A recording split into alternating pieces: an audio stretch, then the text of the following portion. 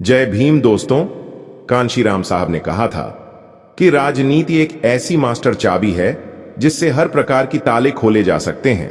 अर्थात हमें अगर बहुजन समाज में जागरूकता लानी है, हमें अपने सच्चे इतिहास को समझना और समझाना है, तो हमें राजनीति में बढ़ चढ़कर हिस्सा लेना होगा।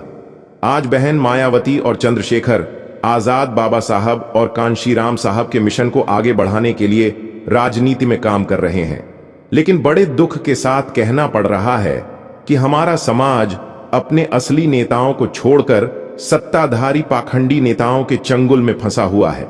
इस समय लोकसभा का सत्र चल रहा है और चंद्रशेखर आजाद बहुजन समाज के मुद्दों को लोकसभा में उठा रहे हैं।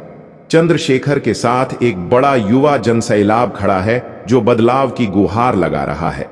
चंद्रशेखर आजाद इस समय बहुजनों के सबसे बड़े हीरो के रूप में उभर रहे हैं, जो उनके हक अधिकारों के लिए लगातार संघर्षरत हैं।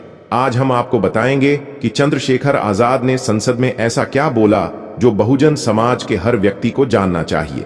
चंद्रशेखर आजाद केवल कोई नाम नहीं बल्कि के विचारधारा है और बहुजन समाज के सशक्त आवाज हैं।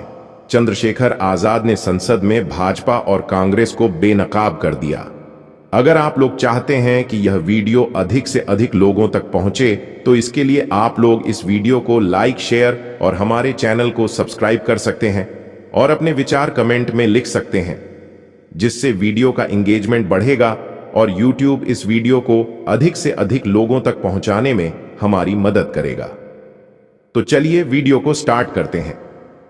संसद में जब चंद्रशेखर आजाद के बोलने की बारी आई तो चंद्रशेखर आजाद ने भाजपा और कांग्रेस की नीतियों को उजागर करते हुए कहा कि बाबा साहेब अंबेडकर को अपनाने का बीजेपी और कांग्रेस की नापाक कोशिशों का भी यह चरम रूप है। लेकिन भारत के जागरूक लोगों को यह सोचना होगा कि क्या मनुवादी संघी मोदी भाजपा के लोग अगरबत्तीवाद के जरिए बाबा साहेब अंबेडकर के विचारों को आत्मसात कर सकते हैं। इसमें पूरे अंबेडकरवादी बहुजन समाज को संदेह है। अंबेडकरी समाज के संदेह का कारण बाबा साहेब अंबेडकर के विचारों और उनके द्वारा लिखित साहित्य में स्पष्ट रूप से नजर आता है। इस बात की पुष्टि के लिए बाबा साहेब की सिर्फ एक किताब जाति विच्छेद का संदर्भ ही काफी है।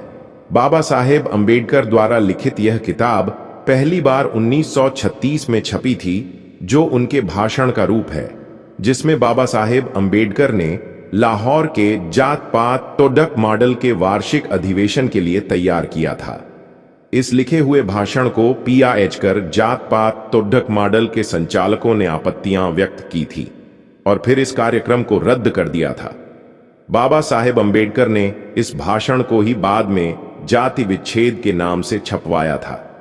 दूसरे संस्करण की भूमिका में बाबा साहेब अंबेडकर ने इस किताब का उद्देश्य स्पष्ट करते हुए लिखा था कि अगर मैं हिंदुओं को यह समझा पाया कि वे भारत के बीमार लोग हैं और उनकी बीमारी दूसरे भारतीय लोगों के स्वास्थ्य और उनकी खुशी के लिए खतरा है, तो मैं अपने काम से संतुष्ट हो पाऊंगा। चंद्रशेखर आजाद रावण ने बताया कि भारतीय राजनीति में अंबेडकरवाद को स्थापित करने में मान्यवर कांशीराम आजीवन संघर्ष किया है। भारत की राजनीति का व्याकरण बदल देने का श्रेय मान्यवर साहेब कांशीराम जी को ही जाता है, जिनका उदय 70 के दशक में हुआ। उनके सामाजिक राजनैतिक संघर्ष और विचारों को देखने से पता चलता है कि बाबा साहेब डॉक्टर अंबेडकर के मिशन को सही अर्थों में भारत की जनता को समझाने का कार्य मान्यवर साहेब कांशीराम जी ने किया। बाबा साहेब डॉक्टर अंबेडकर चाहते थे कि भारत का शूद्र कहे जाने वाला समाज इकट्ठा हो, एकजुट हो, शासन सत्ता में उनकी भागीदारी हो। बाबा साहेब डॉक्टर अंबेडकर ने अपनी इस मंशा को संविधान में दिए गए अनुच्छेदों के माध्यम से समाज के सभी जातीय धार्मिक घटकों के लिए अपनी विचारधारा न्याय, बंधुता, समानता, स्वतंत्रता को दिया है, जो मानवतावाद, समतावाद और वैज्ञानिकवाद को अग्रसर करती है। जबकि दूसरी विचारधारा ब्राह्मणवाद है, जो न्याय, बंधुता, स्वतंत्रता, मानवतावाद और वैज्ञानिकतावाद के भी विरुद्ध है। संक्षेप में कहें तो अंबेडकरवाद की विचारधारा समाज की पोषक है और ब्राह्मणवाद की विचारधारा समाज की शोषक है। मान्यवर साहेब कांशीराम जी ने इस देश की बहुजन जनता के बीच पूरे देश में घूम घूम कर साइकिल रैलियां निकालकर, समाज में नुक्कड़ सभाएं करके अपने सीमित संसाधनों से कश्मीर से लेकर कन्याकुमारी तक एससी, एसटी, ओबीसी, धार्मिक अल्पसंख्यक मुस्लिमों सहित को जागृत और इकट्ठा करने का काम किया। बहुजन समाज को उनके राजनैतिक अधिकारों और सत्ता में उनकी भागीदारी के बारे में बताया, जिसके कारण बहुजन जनता में बाबा साहेब डॉ. अंबेडकर के द्वारा संविधान में दिए गए नागरिक अधिकारों व राजनैतिक अधिकारों की जागरूकता बढ़ी। इस जागरूकता के कारण ही बहुजन समाज की जनता में राजनैतिक सत्ता पाने की ललक भी बढ़ी, जो मान्यवर साहेब कांशीराम जी का ही करिश्मा था, जिसके कारण बहुजन समाज एकजुट हुआ और राजनैतिक शक्ति में परिवर्तित हुआ। उत्तर प्रदेश जैसे देश के बड़े प्रदेश में बहुजन समाज की बेटी बहन मायावती जी 4 बार मुख्यमंत्री बन पाई। बाबा साहेब का वह सपना कि जाओ अपनी दीवारों पर लिख दो कि तुम्हें एक दिन इस देश का शासक बनना है, पूरा हुआ। बाबा साहेब डॉ. अंबेडकर के राजनैतिक मिशन को भारत भूमि पर स्थापित करने का श्रेय केवल और केवल मान्यवर साहेब कांशीराम जी को ही जाता है। चंद्रशेखर आजाद ने अंबेडकरवाद के महत्व को बताते हुए जनता को उसके आदर्शों को समझाया और उन्हें अपनाने की पुरजोर अपील की। भारतीय परिप्रेक्ष्य में अंबेडकरवाद का रूप व्यापक है। अंबेडकरवाद भारत भूमि पर रहने वाले सभी नागरिकों को जीवन यापन करने तथा सामाजिक, आर्थिक, राजनैतिक, धार्मिक, बौद्धिक क्रांति का स्वरूप है। बिना अंबेडकरवाद की अवधारणा के इस देश की रूढ़िवादी सड्ढी गली सामाजिक व्यवस्था में मानवतावाद और वैज्ञानिकतावाद की कल्पना भी नहीं की जा सकती है, क्योंकि अंबेडकरवाद केवल वाद नहीं है, बल्कि वैज्ञानिक दृष्टिकोण से यह मनुष्य के लिए गरिमा से जीवन जीने की कला है। अंबेडकरवाद समाज में रह रहे सभी मनुष्यों के दुखों का निवारण है, जबकि ब्राह्मणवाद इसके उलट सभी मनुष्यों के दुखों का कारण है। चंद्रशेखर आजाद ने कहा कि आज के समय में अंबेडकरवाद को अपनाने की बहुत जरूरत है। इसके बिना बहुजन समाज का कल्याण नहीं हो सकता। आवश्यकता ही आविष्कार की जननी होती है। यह सभी घटनाओं के लिए सत्य है।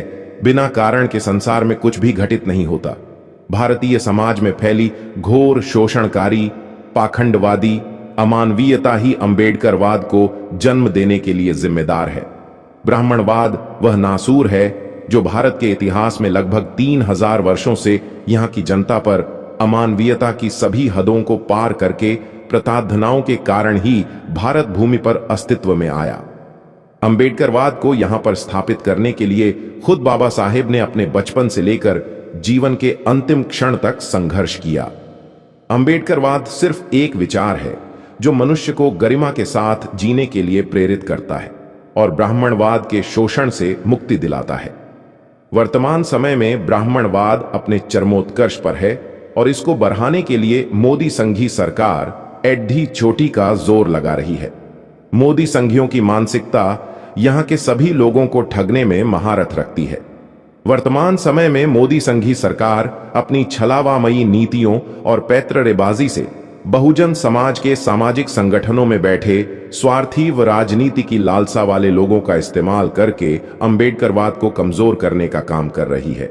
अंबेडकरवाद को कमजोर किए बिना ब्राह्मणवाद मजबूत नहीं हो सकता है, जबकि वर्तमान मोदी संघी सरकार का अहम उद्देश्य यह है कि देश में किसी भी कीमत पर ब्राह्मणवाद को स्थापित करना है, चाहे उसके लिए देश की जनता को कोई भी कीमत चुकानी पड़े। इस ब्राह्मणवाद की आंच अब बहुजन समाज की भोली भाली जनता पर अधिक पड़ती दिखाई दे रही है, लेकिन ब्राह्मणवाद सत्ता के धन बल के सहारे बेखौफ आगे बढ़ता जा रहा है। कुछ एक स्वार्थी सामाजिक संगठनों के संचालकों का इस्तेमाल ब्राह्मणवाद अपनी स्वार्थ सिद्ध के लिए कर रहा है। बहुजन समाज के इन स्वार्थी लोगों को सत्ता बल से किसी न किसी प्रकार का लालच, राजनीति में घुसने का लालच, अवैध तरीके से धन कमाने का लालच देकर समाज को दिशाहीन किया जा रहा है। समाज में ऐसे स्वार्थी लोगों की कमी नहीं है। वे हर समय लालचों में फंसकर बिकने को तैयार रहते हैं। समाज आज ये सभी दृश्य अपनी नंगी आंखों से देख रहा है। चंद्रशेखर आजाद ने समाज में बने विभिन्न संगठनों की फूट पर दुख व्यक्त करते हुए कहा कि इन सब संगठनों को एक साथ मिलकर काम करना चाहिए ताकि लोगों को सही सुरक्षा और न्याय मिल सके। बहुजन समाज का हर व्यक्ति आज अपने अपने कथित सामाजिक संगठनों और राजनैतिक संगठनों के द्वारा ठगा सा महसूस कर रहा है। उनकी ऐसी दशा बन चुकी है कि वे किस पर यकीन करें और किस पर यकीन न करें समझ ही नहीं पा रहे हैं। सामाजिक बिखराव के कारण ब्राह्मणवाद मजबूत हो रहा है और निरंतरता के साथ सत्ता पर काबीज होता जा रहा है। बहुजन समाज की जनता शिक्षा और रोजगार से त्रस्त है और उनकी यह त्रस्तता बढ़ाई जा रही है ताकि वे हताश और निराश होकर ब्राह्मणवाद की शरण में आ जाएं, जो होता हुआ भी दिख रहा है। ब्राह्मणवाद की छलावामयी पैतरेबाजी के कारण बहुजन समाज के कुछ एक जातीय घटक आपस में बंट रहे हैं और कट भी रहे हैं। ऐसा देखकर भी बहुजन समाज की जनता को ब्राह्मणवाद की शरण में जाने से परहेज नहीं हो रहा है और वे खुशी से हिंदुत्व का चोला ओढ़ाकर ब्राह्मणवाद को मजबूत करने का काम कर रहे हैं। जब से देश में मोदी संघी सरकार आई है, तब से बहुजन समाज के जातीय घटकों पर शोषण बढ़ रहा है। जहां जहां मोदी संघी सरकार की डबल इंजन की सरकारें हैं, वहां वहां पर अत्याचार और जातीय उत्पीड़न की घटनाएं बढ़ाकर डबल हो चुकी है। बहुजन समाज की महिलाओं के साथ बलात्कार की घटनाओं में अप्रत्याशित वृद्धि हुई है, लेकिन फिर भी बहुजन समाज की आंखें नहीं खुल पा रही हैं, जो आज के समय की सबसे बड़ी विडंबना है। चंद्रशेखर आजाद रावण ने आगे कहा कि अंबेडकर के नाम पर मोदी संघी सरकार का नाटक कर रही है। आज पूरा संसार बाबा साहेब डॉ. अंबेडकर की बौद्धिक क्षमता का लोहा मानकर उन्हें सम्मान से नवाज रहा है। बाबा साहेब अंबेडकर की प्रतिमाएं विश्व के सभी देशों में स्थापित की जा चुकी है। वहीं दूसरी ओर मोदी संघी सरकार बाबा साहेब अंबेडकर का नाम लेकर दिखावटी नाटक करती है। मोदी देश के प्रधानमंत्री होकर दुनिया में सबसे अधिक झूठ बोलने का काम करते हैं। बाबा साहेब अंबेडकर के जन्मदिन, स्मृति दिवस और संविधान दिवस पर नतमस्तक होकर अंबेडकर के अनुयायियों और दुनिया को दिखावे का ढोंग करते हैं, जबकि मोदी सरकार ने पुरानी संसद के प्रांगण में लगी बाबा साहेब की विशालकाय प्रतिमा को 4 जून 2024 की रात में चुपके से हटाने का काम किया। इसकी किसी को भी सूचना नहीं दी गई थी। मोदी सरकार का ऐसा करना ही मोदी की मानसिकता में गहराई तक छिपे ब्राह्मणवाद को दर्शाता है।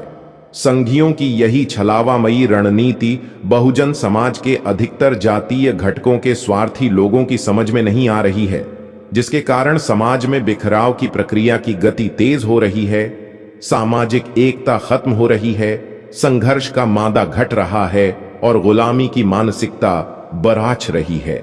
मोदी संघी सरकार में संविधान की शपथ लेकर कई हिंदुत्ववादी मंत्री, मुख्यमंत्री पूरे वर्ष संवैधानिक मूल्यों को ध्वस्त करते देखे जाते हैं। हाल ही के शीतकालीन सत्र में गृह मंत्री अमित शाह ने यह कहकर अपनी मानसिकता में गहराई तक छिपे ब्राह्मणवाद को सबके सामने संसद में बयान देकर कहा कि अंबेडकर अंबेडकर अंबेडकर बोलना अब एक फैशन हो गया है। अगर इतना नाम भगवान का लेते तो 7 जन्मों तक स्वर्ग मिल जाता। बहुजन समाज के सभी जातीय घटकों को सोचना चाहिए कि हिंदू के रूप में जन्मे बाबा साहेब अंबेडकर ने हिंदू के रूप में न मरने का संकल्प लिया था। गृह मंत्री अमित शाह उसी हिंदू धर्म के पुनर्जन्म व स्वर्ग नरक की धारणाओं से उनका अपमान करते हुए कहते हैं कि बाबा साहेब अंबेडकर जितना नाम भगवान का लेते तो 7 जन्मों तक स्वर्ग मिल जाता। यह बाबा साहेब का खुला अपमान है। इस पर अमित शाह के इस्तीफे से कम कुछ भी नहीं चलेगा। भूतपूर्व प्रधानमंत्री विश्वनाथ प्रताप सिंह ने अपने अंतिम वर्षों में एक अनौपचारिक वार्ता में एक पत्रकार से कहा था कि देश की समस्याओं के हल केवल इसलिए गुम हुए जा रहे हैं कि संकल्पहीन नेताओं को समस्याओं के इस्तेमाल से सत्ता में बने रहने में मजा आने लगा है। इस मजे के समक्ष उनके आत्मसमर्पण के कारण पूंजी कदम कदम पर हमारे राष्ट्र राज्य व उसकी सत्ता का अतिक्रमण कर रही है। आज वास्तविकता के आधार पर देखा जाए तो बहुजन समाज से चुनकर आए सांसद व विधानसभाओं में बैठे नेता अपने मजे में चूर है। उन्हें अपने समाज की जनता से कोई लेना देना नहीं रह गया है। ऐसे सभी राजनैतिक नेता व समाज के सामाजिक संगठनों के संचालकों के नेता बहुजन समाज के राजनैतिक दलाल बन चुके हैं और इस दलाली के काम में वे बहुजन समाज को कमजोर कर रहे हैं और ब्राह्मणवाद को मजबूत कर रहे हैं। चंद्रशेखर आजाद रावण बहुजन समाज को सावधान करते हुए कहा कि संघी लोगों की अतीत के इतिहास से ही मानसिकता रही है कि बहुजन समाज को नुकसान पहुंचाने के लिए बहुजन समाज के ही कमजोर व लालची लोगों का इस्तेमाल अपने उद्देश्य प्राप्ति के लिए करो और उन्हीं को अपने उद्देश्य के लिए बलि का बकरा बनाओ। मोदी संघी सरकार में बहुजन समाज के बैठे अधिकारियों, संवैधानिक पदों पर बैठे संघी मानसिकता से संक्रमित लोगों का इस्तेमाल करो। इस प्रकार के साक्ष्य पूरे समाज के सामान्य हैं जब बाबा साहेब डॉ. अंबेडकर की प्रतिमा विस्थापन के मुद्दे पर समाज के कुछ सामाजिक संगठनों द्वारा धरना प्रदर्शन और विरोध किया जा रहा था, तो संसद में बैठे पक्ष विपक्ष के किसी भी नेता ने प्रतिमा विस्थापन के मुद्दे पर न चिंता जताई और न सरकार के विरुद्ध कुछ बोला, बल्कि सामाजिक संगठन जो प्रतिमा विस्थापन के मुद्दे पर संघर्ष चलाने का दम भर रहे थे, उसमें से कुछ एक की मंशा भी आज संदेह के घेरे में है, चूंकि उनमें से कुछ एक राजनीतिक स्वार्थ की भावना अपने अंदर छिपाए हुए मोदी संघी सरकार की आंतरिक भावना के साथ थे। बाहर से वे प्रतिमा विस्थापन के मुद्दे पर संघर्ष का नाटक कर रहे थे। ऐसे लोगों से समाज को कोई उम्मीद नहीं रखनी चाहिए। समाज ऐसे स्वार्थी व गुलाम मानसिकता के लोगों के कारण ही ब्राह्मणवादियों से आज तक लुटता पीटता आ रहा है। ऐसा देखते हुए हम निस्संदेह कह सकते हैं कि बहुजन समाज के ऊपर जो खतरा मंडरा रहा है, उसमें किसी हद तक हमारे ही लोग जो आस्तीन के सांप बनकर काम कर रहे हैं, वे अधिक खतरनाक हैं। आज उन्हें पहचानने और मारने की अधिक आवश्यकता है। साथियों, यह वीडियो आपको कैसा लगा हमें कमेंट में जरूर बताएं, ताकि हम आपको बहुजन समाज से जुड़ी हुई सभी नई जानकारी अब तक पहुंच सके। वीडियो पसंद आए हो तो वीडियो को लाइक करें और हमारे चैनल को सब्सक्राइब करें। वीडियो देखने के लिए तहे दिल से शुक्रिया।